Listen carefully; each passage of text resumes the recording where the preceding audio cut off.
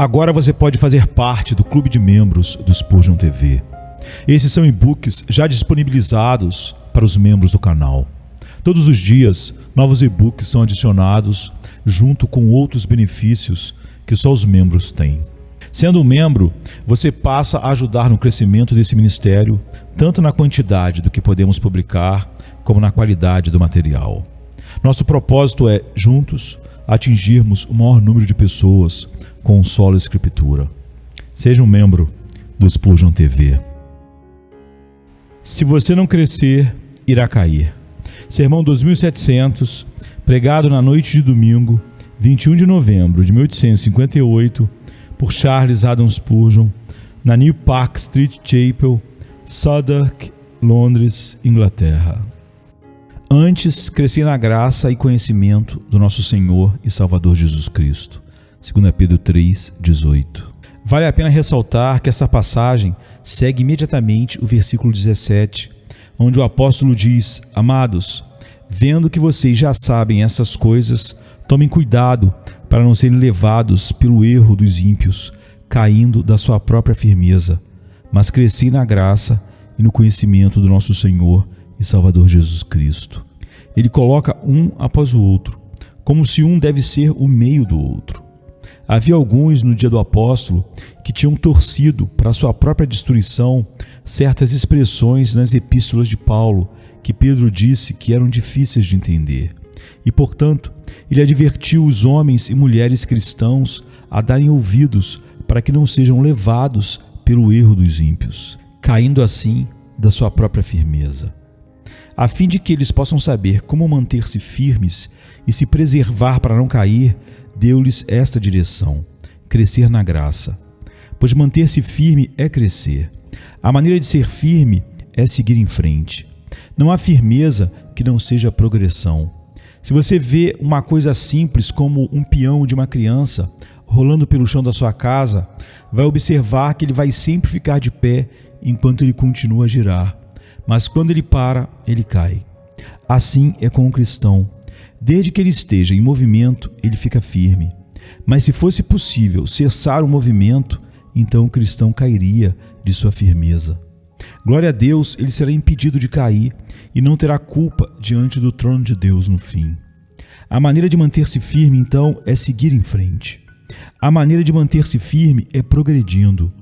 A maneira de estar vivo, de acordo com o apóstolo, é crescer na graça e no conhecimento do nosso Senhor e Salvador Jesus Cristo. Vamos oferecer, em primeiro lugar, 2 ou 3 observações sobre o crescimento em graça em geral. E, em segundo lugar, algumas observações sobre o crescimento em graça estando intimamente ligado com o crescimento no conhecimento de nosso Senhor e Salvador Jesus Cristo. Primeiramente, então, vamos oferecer algumas observações sobre o crescimento em graça em geral. O que devemos dizer sobre isso? A primeira observação que fazemos é que há um sentido no qual não existe tal coisa como o crescimento em graça. Se você entender a palavra graça como significando favor livre e o amor de Deus para com seu povo, não há e não pode haver qualquer crescimento nisso. No momento em que um pecador crê e confia no seu Deus crucificado, ele é, pela graça de Deus, então justificado e completo em Jesus Cristo. E se ele viver até ficar grisalho, ele nunca será mais justificado e nunca será mais amado do que ele foi desde o primeiro momento em que ele creu em Cristo. Desde que eu tenha uma conexão vital com o Cordeiro de Deus, estou em graça. Deixe-me viver, deixe a minha graça crescer, deixe a minha fé aumentar, que meu zelo torne-se mais quente, deixe meu amor ser mais ardente. No entanto, não devo estar mais em graça do que estava antes. Deus não me amará mais. Ele não terá um carinho mais profundo e puro em seu coração para mim do que ele teve no primeiro momento em que eu me voltei para ele. Nem a sua graça me justificará menos ou me aceitará menos do que no primeiro momento, quando eu vi a ele com todos os meus pecados, estando diante do seu trono. Nós nunca crescemos na graça da eleição. Estamos sempre, como Pedro diz em sua primeira epístola, eleitos segundo a presciência de Deus Pai. E neste sentido do estar em graça, não há nem crescimento, nem qualquer movimento retrógrado. Assim também é na questão da justificação. Como diz o hino, em união com o Cordeiro, da condenação livre, os santos sempre foram e para sempre serão. E eles são, a qualquer hora, tão justificados como eles são em qualquer outro momento. Serei justificado hoje como estava justificado ontem e estarei justificado amanhã. Assim que eu colocar minha confiança no Salvador pelo chamado eficaz do Espírito Santo, eu tornei-me completo na graça, pois pelo que sei, fui feito perfeito em Jesus Cristo. Não posso ser mais do que perfeito e, portanto, não posso, neste caso, crescer em graça. Não posso receber mais misericórdia justificadora ou misericórdia justificada. Eu não posso receber mais graça perdoada, pois tive tudo de uma vez e assim tornei-me perfeito em Cristo. Mas você vai notar que o nosso texto não diz nada sobre crescimento da graça. Ele não diz que a graça cresce. Ele nos diz para crescer em graça. Há uma grande diferença entre crescimento da graça e nosso crescimento em graça. A graça de Deus nunca aumenta. É sempre infinita. Por isso, não pode ser mais. É sempre eterna. É sempre sem fundo. É sempre limitada. Não pode ser mais e, na natureza de Deus, não pode ser menor. O texto nos diz para crescer na graça. Estamos no mar da graça de Deus. Não podemos estar em um mar mais profundo, mas vamos crescer agora que estamos nele. Nós não podemos estar mais nele do que já estamos, ou do que sempre estivemos. Estamos na graça de Deus. Estamos na aliança. Estamos no esquema da redenção. Estamos em união com Jesus. Não podemos estar mais ou menos, pois estamos eternamente seguros através do sangue do nosso Salvador. Mas enquanto ele não pode crescer, podemos crescer mais nele, e assim estaremos crescendo em graça. Devo fazer uma outra observação. É certo que, enquanto a graça de Deus para nós não cresce, porém existe algo como o desenvolvimento da graça. Há algumas pessoas que se opõem fortemente para a doutrina da santificação progressiva e para a menção do crescimento em graça. Mas tenha certeza de que, se eles lerem as Escrituras, irão encontrar crescimento em graça frequentemente mencionados. Se isso não significa santificação progressiva, então eu não entendo o termo crescimento em graça. É certo que há graus no desenvolvimento da graça. Você certamente não irá dizer que o jovem que foi convertido apenas nos últimos meses sabe tanto sobre a graça, entende tanto sobre isso e tem tanta fé e tanto amor como um homem que nos últimos 20 ou 30 anos estava seriamente empenhado no serviço do seu mestre. Você não vai me dizer que um homem que é raramente visto chegando à casa de Deus e que está diariamente em um estado de inanição religiosa, inanição espiritual, está em pé de igualdade em graça com um homem que está trabalhando para o seu mestre, cujo amor é evidente para todos e cuja fé é testemunhada perante toda a congregação. Você não vai me dizer que há um nível no cristianismo que todos atingem igualmente. Se você disser isso, vou dizer-lhe que não tem olhos, ou que você não olha para além de si mesmo. Pois é certo que há alguns que estão mais avançados do que outros, alguns com mais fé do que outros. Há grande fé, bem como pequena fé. Grandes amores, bem como pequenos amores. Há homens de espíritos ardentes que têm a graça mais desenvolvida neles do que em outros. É verdade, eles não são mais amados por Deus do que os outros, e não mais justificados, nem mais aceitos. No que diz respeito, todos nós nos encontramos em um nível, e não há diferença. Mas para o desenvolvimento da graça em nossas almas e a exibição da graça em nossas vidas, todos devemos admitir que há uma diferença entre diferentes santos. Eu não consigo entender a diferença existente entre os vários ministros de Cristo, se não é devido à diferença nos graus de graça que eles possuem. Alguns estão apenas começando no ministério cristão e pregaram um pouco sobre redenção, mas eles não foram longe o suficiente para pregar sobre a eleição, ou pelo menos não sobre a união vital de cada filho feito pelo sangue de Deus com a pessoa de Emanuel. Ou se eles de vez em quando pregarem sobre aquela bendita verdade de Deus, eles não podem falar sobre a segurança eterna dos santos e declarar como, contra vento e marés, eles devem velar com segurança para o porto celeste.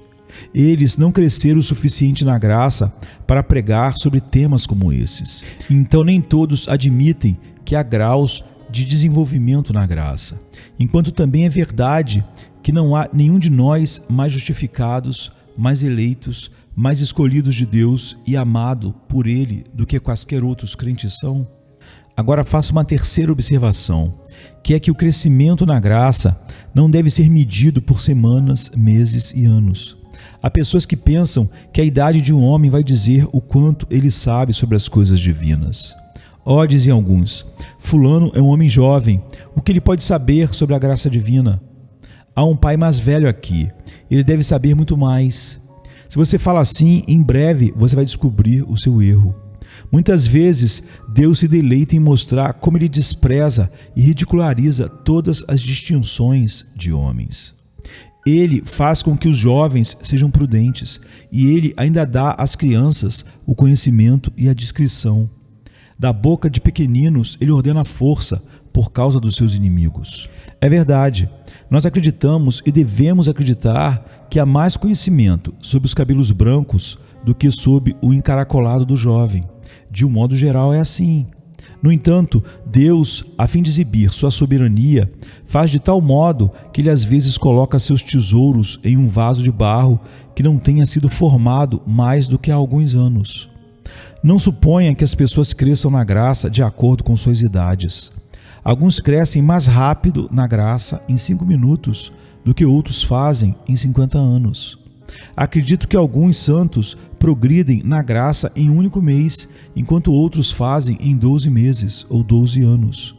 Estou certo de que eu possa falar de mim mesmo. Às vezes, tenho crescido mais na graça em 1 hora do que tenho em outros tempos em 1 semana, 1 mês ou 1 ano. Quando Deus, em sua infinita sabedoria, tem tido o prazer de me dar uma visão do Salvador, ou para acabar com as fontes do mal que estavam escondidas em minha alma.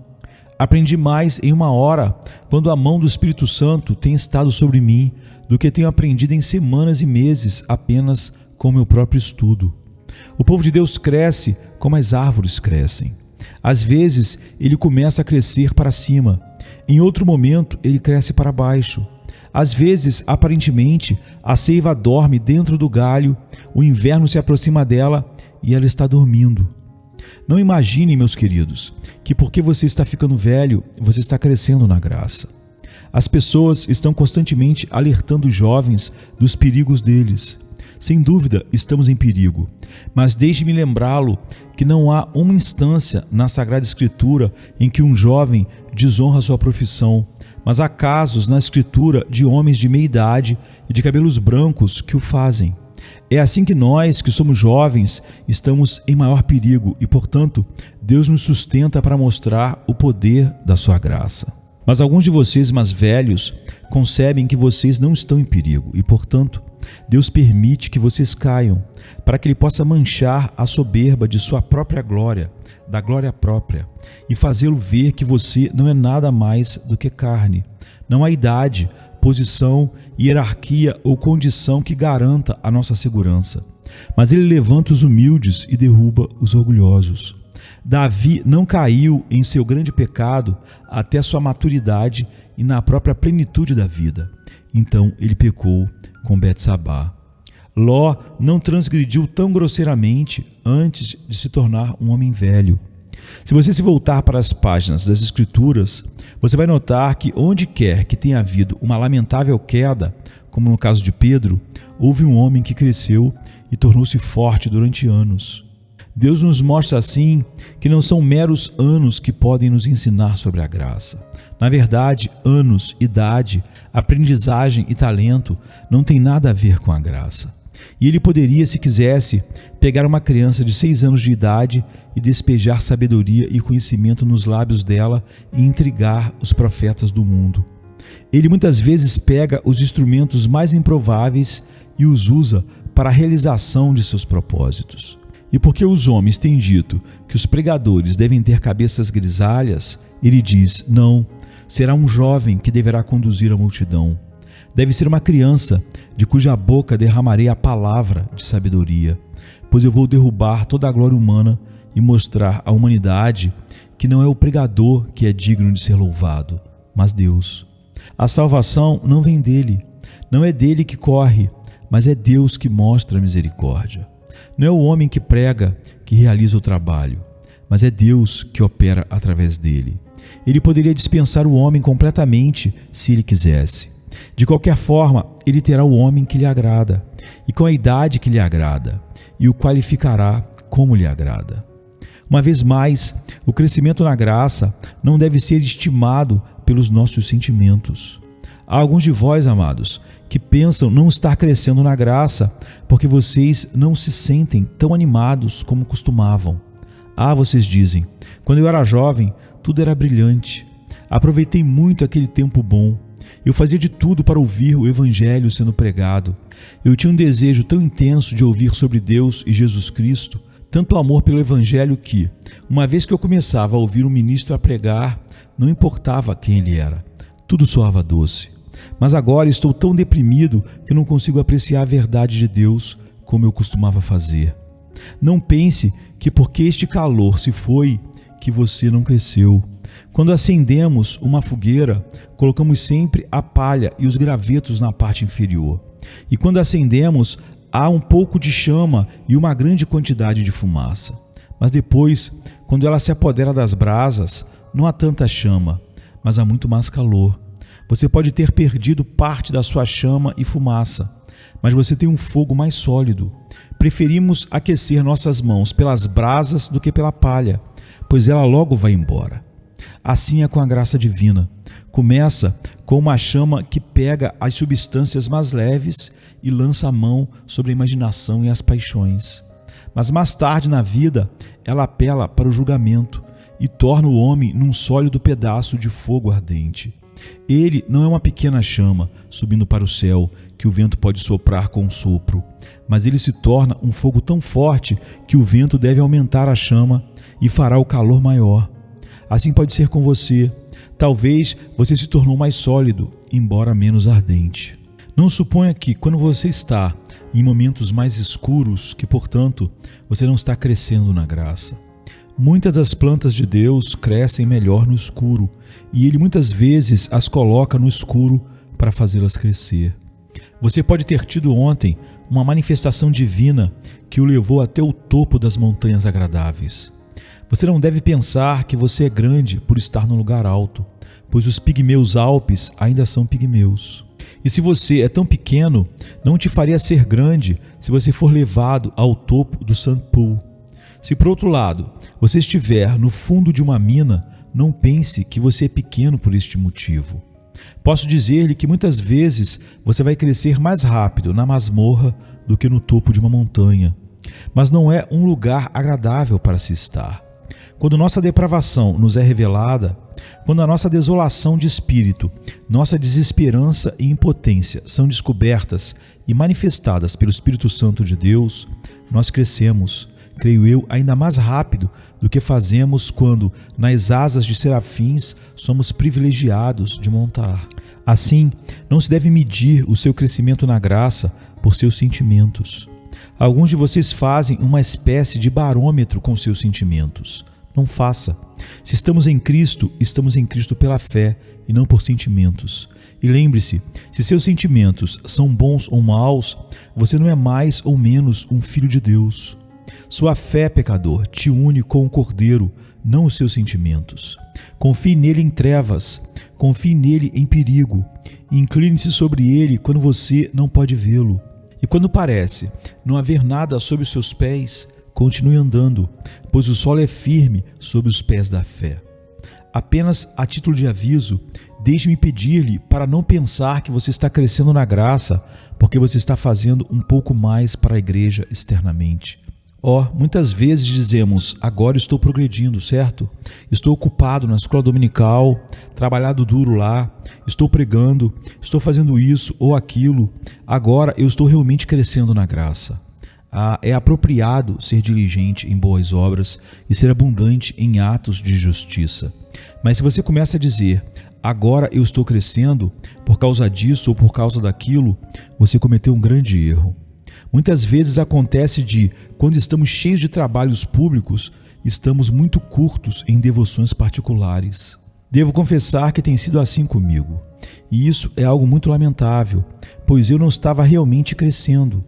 Um homem pode ter as mãos sempre cheias diante do mundo e achar que ele está fazendo muito, mas ele pode não estar realmente crescendo na graça, no final das contas. Não pense que isso é uma desculpa para quem não está fazendo muito. As pessoas como Issacar, como um jumento forte entre dois fardos, preguiçoso demais para levantar qualquer um, eu não estou dando-lhe uma palavra de conforto. Você não está crescendo, pois você não está fazendo nada. E aqueles que estão fazendo algo não devem se orgulhar de seu crescimento. Tem mais a ver com devoção privada do que com exercício público. Tem mais a ver com meditação do que com explicação. Tem mais a ver com contemplação e adoração do que com o serviço público. Temos de olhar mais para o estado dos assuntos internos, mantendo-se a oração privada e assistindo à leitura das Escrituras. Senão, por mais que pareçamos progredir no exterior, não somos mais ricos.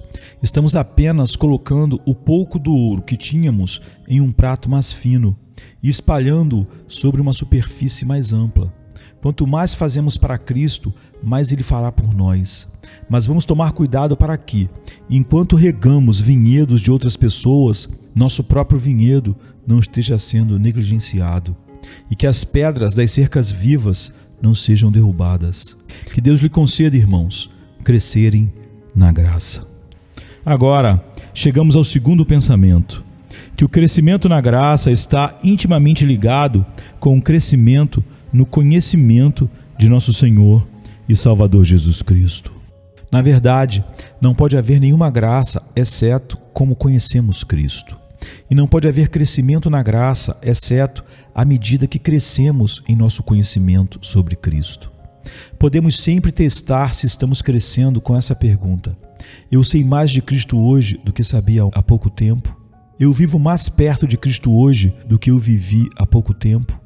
Pois aumentar no conhecimento de Cristo é a evidência, bem como a causa do verdadeiro crescimento na graça. Para provar isso, vou citar uma ou duas virtudes cristãs e você vai ver que elas devem aumentar à medida que conhecemos mais de Cristo. No que diz respeito ao amor, alguns de nós dizemos: amamos a Cristo tão pouco. Este é um hino conhecido. Muitos de vocês cantam. Este é um ponto que anseio saber, pois provoca pensamentos ansiosos. Cantam: eu amo o Senhor ou não? Sou dele ou não? Esta é uma boa canção. Não vejo nada de errado nela, mas por favor, não a cante muitas vezes. De vez em quando você pode, mas passe por ela o mais rápido que puder. Eu preferiria muito mais ouvi-lo cantar esta grande canção de Topledi: um devedor à misericórdia, do pacto da misericórdia eu canto. Não tema, com a tua justiça, minha pessoa e oferta de trazer.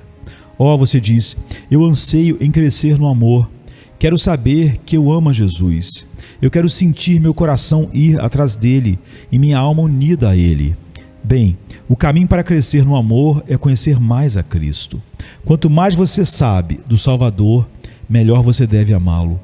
Quanto mais você descobrir suas belezas, suas excelências, suas virtudes, suas perfeições e suas glórias, mais a sua alma será atraída para ele.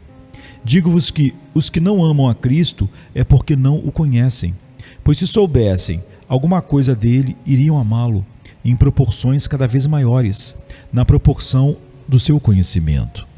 Quanto mais você conhece o meu mestre, mais você vai amá-lo. Você só levantou uma ponta do véu que encobre sua testa. Você já viu apenas uma parte do seu semblante, então você o ama. Mas se você tivesse a fé para levantar o véu completo, para ver toda a sua bendita face, para marcar a doçura majestosa que está assentada sobre a sua testa, se você pudesse se concentrar em seus olhos, que são como as piscinas de peixes de Esbom, junto às portas de Bate-Rabim, se você pudesse descrevê-lo como sendo totalmente encantador, você iria amá-lo. muito, muito mais. Bem-aventurados os homens que melhoram mediante o conhecimento. Quanto mais você conhece Ele, mais você o ama. Doce Jesus, quando eu o vi pela primeira vez, eu te amei. Quando suas mãos feridas e corpo sangrento foram descobertos para mim, então eu te amei. Ah, mas esse amor não é nada comparado com o que eu sinto agora.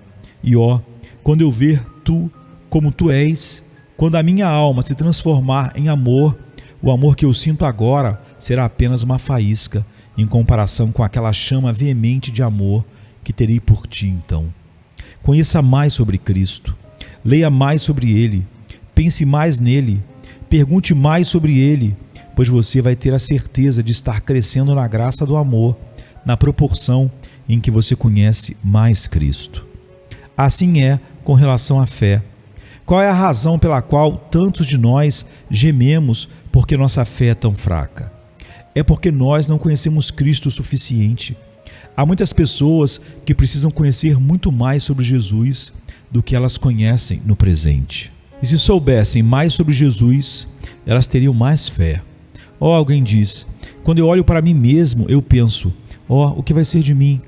Então procuro saber se não há alguma evidência da graça. Isso tudo é errado. Você não tem nada que olhar lá. Você não irá crescer na fé olhando para si mesmo. Um olhar para Jesus vale mais do que 50 vezes olhar para você mesmo. Se você tiver mais fé, mantenha seus olhos em Jesus. As chagas de Cristo no Calvário são as mães da fé. Estes são os seios a partir do qual a fé deve desenhar sua nutrição. Se você quer crescer na fé, você tem que viver perto da cruz. A doce flor da fé foi semeada pela primeira vez no precioso sangue de Cristo e deve ser regada por todos os dias nesse mesmo sangue. Conheça mais Cristo, pense mais nele e sua fé irá aumentar. Sua pouca fé em breve ficará mais forte se você viver mais em Jesus. Viva com Jesus. Alimente-se à sua mesa de banquete, pois não há comida mais fortalecedora ao espírito como a carne do seu Senhor. E nenhum vinho pode revigorar mais a tua alma como o sangue de Jesus Cristo, teu Salvador. Assim é com relação à nossa coragem, pois é uma graça cristã e uma coisa na qual muitos são terrivelmente deficientes. Nossa coragem cristã sempre aumentará na proporção em que conhecemos Cristo. Temos muitos cristãos tímidos que não têm coragem o suficiente. Eu estava prestes a dizer para falar com um ácaro. Eles não seriam capazes de professar o nome de Cristo diante da menor criatura do mundo. Eles estariam quase envergonhados de declarar que amam o Salvador, mesmo entre paredes, com medo de algum pássaro do ar ouvi-los e ir contar. Eles são tão envergonhados de sua própria fé, e ainda assim é a verdadeira fé, que mal se atrevem a falar. A menor pedra na estrada iria fazê-los tropeçar. Uma palha seria quase tão grande para eles como uma cadeia de montanhas como o Himalaia seria para os outros. Eles seriam inteiramente expulsos da estrada se eles tivessem a menor perspectiva de que poderia haver uma sombra ali para eles passarem do lado. É porque nós não sabemos o suficiente sobre Cristo que temos medo de qualquer coisa. Acredito que quando chegamos realmente a conhecer Cristo, não devemos ter medo de nada. Devemos ter medo do homem? Não. Vamos dizer, se é certo obedecer a Deus e não aos homens, vocês julgam, nós obedeceremos a Deus. Devemos ter medo do diabo quando conhecemos Cristo? Não. Vamos dizer, Cristo tem o diabo acorrentado e ele sempre pode puxar o cão do inferno quando ele tenta nos morder. Cristo tem um dragão seguro e ele não pode infligir ferimentos mais profundos do que Cristo permite. Nós não devemos ter medo do mensageiro da morte, pois haveremos de vê-lo como um anjo da aliança enviado para buscar o povo de Deus para estar com Cristo. Coragem sempre será aumentada na proporção em que conhecemos mais de Jesus. E se pudéssemos ter Cristo como nossa companhia diária e a toda hora, eu acredito que todos os exércitos do inferno, empacotados para a batalha, não nos assustariam mais do que um bando de aves de pequeno porte que se metessem em nosso caminho. Mas nós diríamos, em nome do Senhor, vamos destruí-los. Se você tiver mais verdadeira coragem cristã, obtenha mais do conhecimento do nosso Senhor e Salvador Jesus Cristo. Assim é com relação ao nosso zelo, que é uma graça que, infelizmente, falta em nossos tempos. Se quisermos ser mais zelosos, devemos viver mais perto de Cristo. Se o Filho do Homem viesse agora, ele encontraria zelo sobre a terra? Sua própria pergunta foi: encontraremos fé, mas ele encontraria zelo? Seria difícil até mesmo para ele descobrir zelo entre os cristãos da nossa geração. Há ortodoxia, mas nenhum zelo. Há heterodoxia, mas ainda assim nenhum zelo. Onde você encontra? Apenas aqui e ali. Há um remanescente, segundo a eleição da graça, que é zeloso por Deus. Mas nestes tempos, lamentamos dizer, o evangelho degenerou-se para uma espécie de formalidade em muitos. Está na moda ser piedoso. Temos sido do mesmo jeito que as outras pessoas. Há uma nova rotina e todos nós participamos dela. Temos mantido o mesmo ritmo que nossos pais, mas se soubéssemos mais de Cristo, teríamos mais zelo. Eu não posso pensar que seja possível que os homens não tenham zelo quando eles conhecem a Cristo. Eles então diriam: meu Salvador derramou seu sangue por mim, e eu terei temor até mesmo de morrer por ele, eu terei medo de morrer por ele. Ele veio do céu para a terra para salvar almas, e não deveria eu também procurar ganhá-las para ele? Será que teríamos tantos pregadores preguiçosos se eles tivessem mais Cristo em seus corações? Se eles compreendessem mais de Jesus, teríamos tantos membros lentos e indolentes em nossas igrejas, com tantos que dão qualquer desculpa ao invés de trabalhar para Cristo, remendando quaisquer desculpas vazias para o ócio?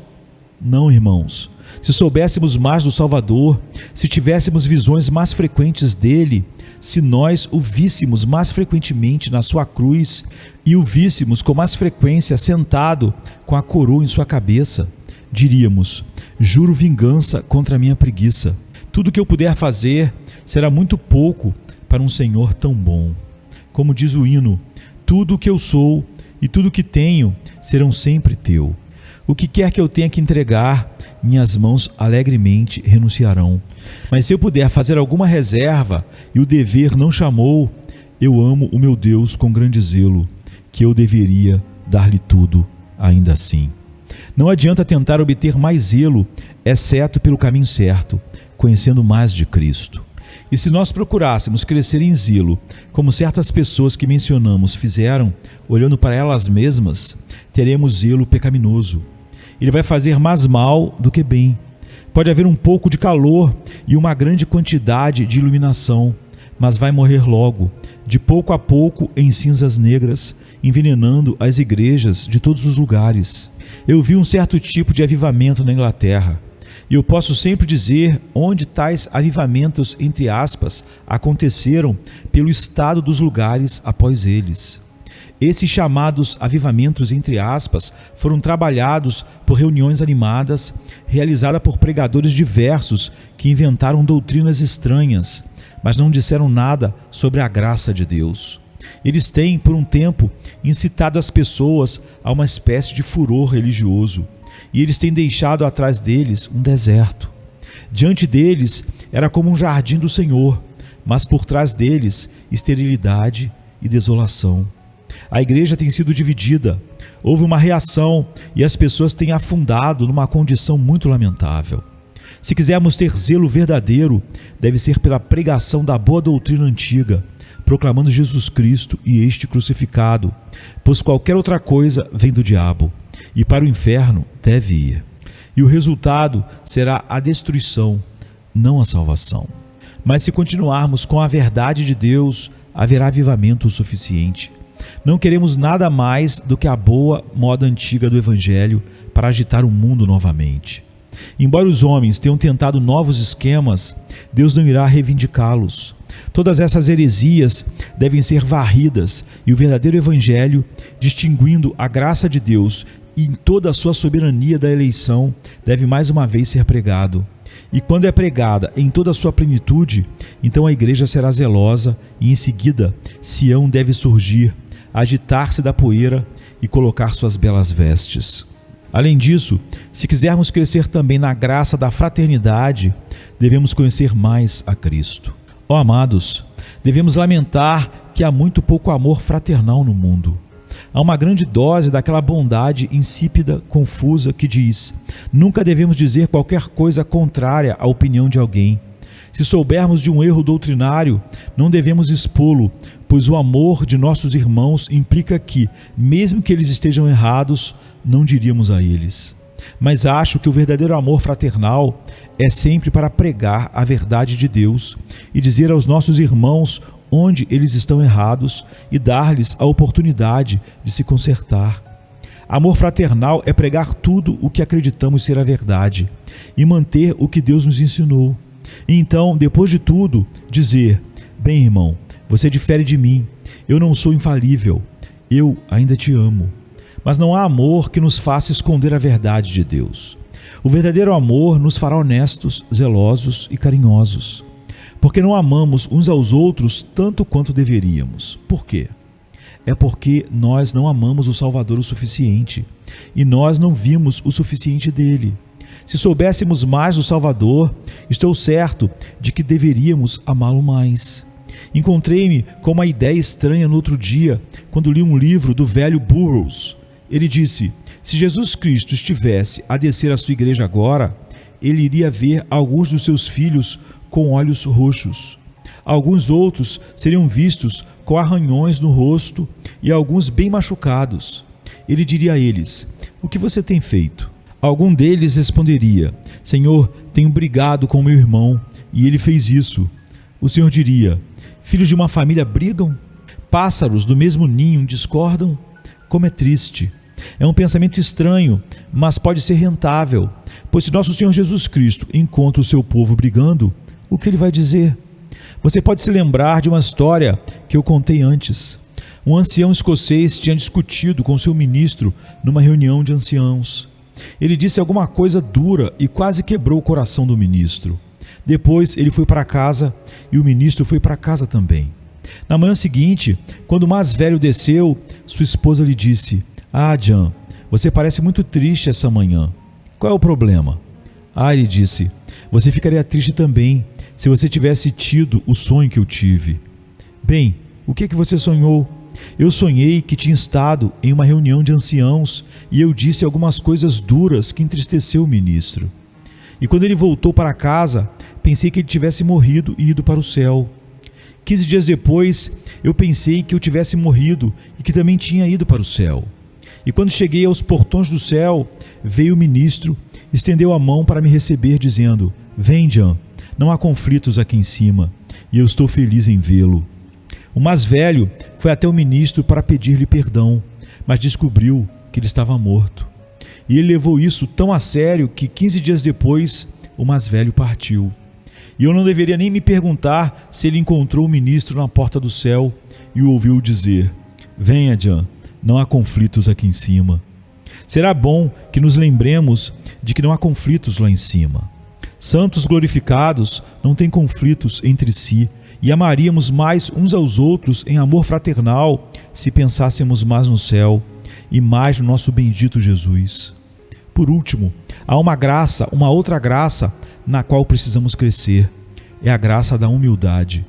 Estou certo de que iríamos crescer nesta graça se vivêssemos mais perto de Cristo. Ó, humildade, coisa mais preciosa, você é muito rara. Aquele que mais fala dela é o que menos a tem. Aquele que mais prega sobre ela, muitas vezes, é o que a menos tem em seu poder. Ó humildade, eu às vezes pensei que você fosse um fantasma e que o orgulho era a realidade. Humildade, onde está você? A profundidade da pobreza diz: você não está em mim, pois os pobres muitas vezes são orgulhosos. As riquezas dizem: você não está aqui, pois os ricos frequentemente são orgulhosos também. Ó humildade, você não é encontrada na ciência, por excesso de filosofia. Você não é encontrada na ignorância, pois ela é a mãe do orgulho. Ó humildade, onde posso encontrá-la? Onde está você? Não te vejo em lugar algum. Sequer posso te reconhecer. a menos que eu sente aos pés de Jesus e que eu mesmo me reconheça um pecador perdido, arruinado, comprado pelo amor divino.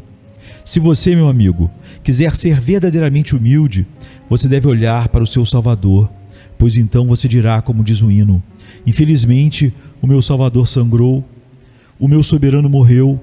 Iria ele dedicar sua sagrada cabeça por um verme como eu? Você nunca vai se sentir como um verme enquanto pela fé você não olhar para o teu Salvador morrendo por você. Você nunca vai conhecer o seu vazio tão bem como quando você vê a grandeza do teu Salvador. Quando você crescer na graça e no conhecimento de nosso Senhor e Salvador Jesus Cristo, você certamente irá crescer em humildade. Cristãos em crescimento não se acham nada, mas cristãos já crescidos se acham menos do que nada. Quanto mais nos aproximamos de Jesus, menor parecemos ser. O meu eu e Cristo nunca podem chegar perto um do outro. Quando fico perto do meu eu, Cristo fica pequeno. Quando eu fico perto de Cristo, meu eu fica pequeno. Que Deus conceda a vós, queridos amigos, crescer no conhecimento de Cristo. Leia mais as Escrituras. Busque mais as influências do Espírito Santo sobre eles. Passe mais tempo em devoção. Peça para Deus, o Espírito Santo, para dar-lhe uma nova visão do Calvário. Esteja mais frequentemente no Monte da Transfiguração, no Jardim do Sofrimento, no Salão da Agonia, sobre a cruz da crucificação. Viva com Jesus e perto dele, e assim, transformado de glória em glória, como pelo Espírito do Senhor, cada um de vocês deve crescer até a estatura de um homem perfeito em Jesus Cristo. Venha se cansado estás, e eu descanso darei.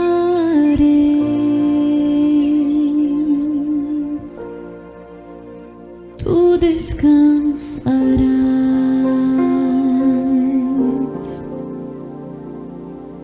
Venha-me se não tens paz, e eu darei paz sem fim.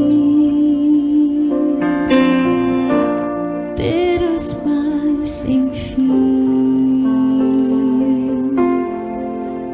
O meu jugo é leve, o meu fardo graça dá. Tome tua cruz, te darei a paz.